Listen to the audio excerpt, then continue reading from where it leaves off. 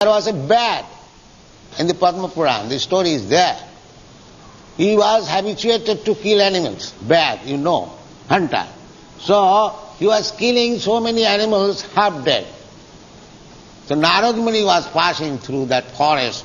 He was pretty much agreed, who is this rascal killing these animals half?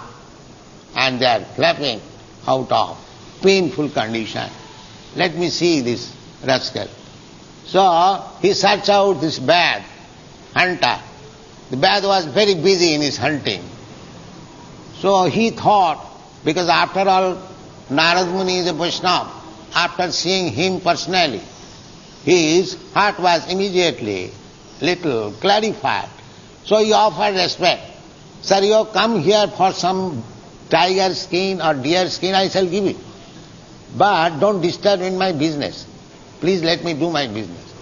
So Narad Muni said, all right, you do your business, but one thing I request, why you are not killing these animals all at a time? Why you are killing half? It is great sin. Then it stuck to his brain.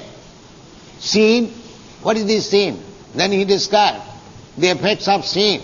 Then he said, I have been taught my father to do this business. So if I do not do this business, how shall I live? So Narad Muni said, if I guarantee your living, would you give me up this business, this profession? So why not? If I give my living means, then I can give up. So it was agreed that he will give up his business of hunting. And Narad Muni said that I will give you all necessities of your life. Come on. So, it is a long story, I am making shortcut. So Narad Muni asked him that you sit down on this bank of Ganges, and here is the Tulsi plant. You worship it and I will send your food. Don't be worried. So next morning it was declared in the village that heinous hunter has become a Vaishnava. So people generally, they are inquisitive. They came to see. It is the custom. When you go to see a saintly person, you take some fruits or flowers or some rice or some atta. So huge sack of rice and atta and fruits and flowers. So they were surprised. Why Narad Muni is sending so much? We are simply husband and wife. In this way, they become Vaishnava. And after some time, Narad Muni with his friend Parvat Muni, he wanted to see his devotee. So he asked Parvat Muni that, my dear friend, will you come with me? I shall show my devotee who was formerly a hunter. So Parvat Muni knew that you can play wonderful. So let me see this devotee. So when Narad Muni was coming, this devotee was going to receive the spiritual master. This is the custom, to receive the spiritual master from distant place with all honor by bowing down. But he was jumping. So when he came near, the Parvat Muni first of all asked him, my dear son, you are a great devotee, but while coming here, why you are jumping? He said that on the ground there are so many ants, so I do not want to kill these ants. This is the effect of devotional service. The same man who was taking pleasure by killing one animal half dead, he is not prepared to kill even an ant. This is called bhakti. Jasyasi bhakti bhagavati akinchana sarvai gunai tattva samasate sura. If one becomes a devotee of the Lord, akinchana bhakti, then sarvai gunai, all good qualities will come out automatically. Because every living entity is part and parcel of God. God is all good. Therefore, every living entity potentially, constitutionally, he is also good. As God is good, we are also good. But due to our material association, we have become bad. So if we revive our old position, Krishna consciousness, then automatically we shall become all good. This is Krishna consciousness movement. Sri Chaitanya Mahaprabhu has recommended therefore, Cheta Darpana Marjanam Bhava Mahadavagni Nidvapanam. If you want to see, to stop this blazing fire of material existence, then you have to spread this Krishna consciousness movement all over the world. And the practical effect you can see what is already done, how they have become. There are limitations. We cannot accept anyone and everyone as disciple unless he agrees tacitly to give up some preliminary principles.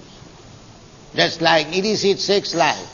Anyone who comes to me to become my disciple, the first condition is no illicit sex life, no intoxication up to drinking, smoking, or even drinking tea and coffee and chewing pan.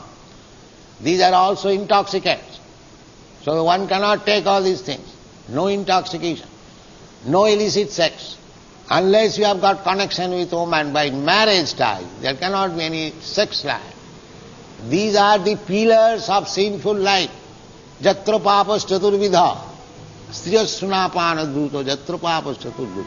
If you actually want to make progress in spiritual life, you must accept at least these four principles. This is tapasya. Tapasa brahmacharjena, tyagena, shaucha, satta shauchabhyam. These are the test prescriptions. So, to become purified, one must be purified of this material existence. Then he can understand what is God. Then he can serve God. With these material senses, it is not possible to serve God. That is not possible. Atha Sri Krishna namadi navaved grayam indriyai.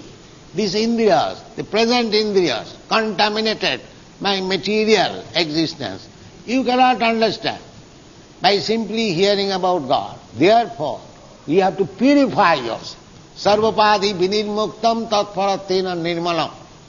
This is the definition given by Narad Muni. How one can become a devotee, how one can be engaged in the devotional service of the Lord. This is the formula. What is that?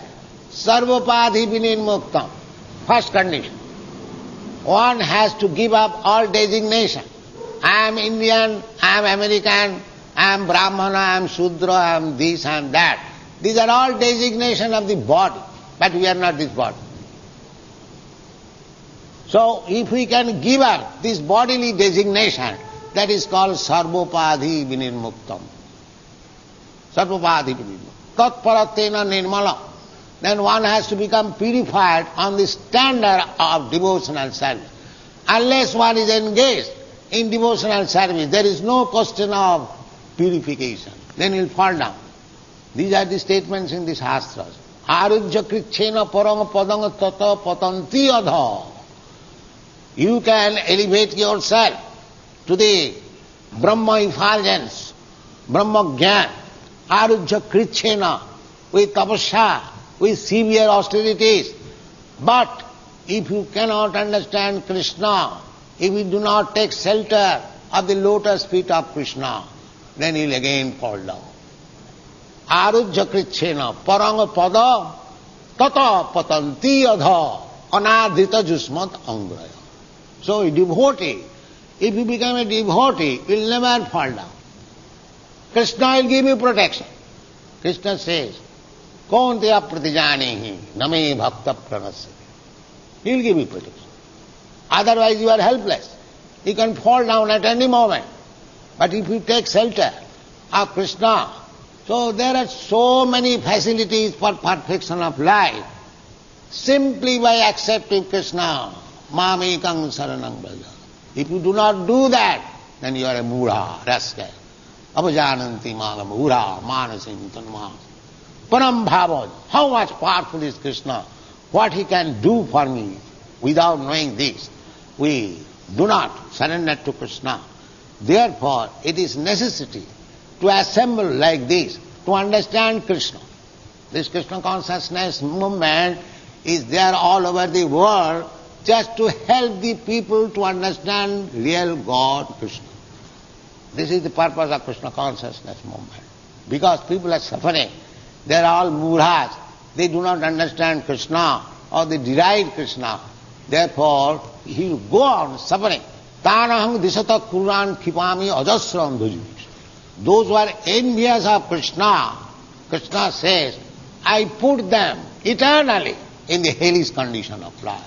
So if you want to save yourself from the hellish condition of life, you must take to Krishna consciousness and surrender unto Him. Thank you very much.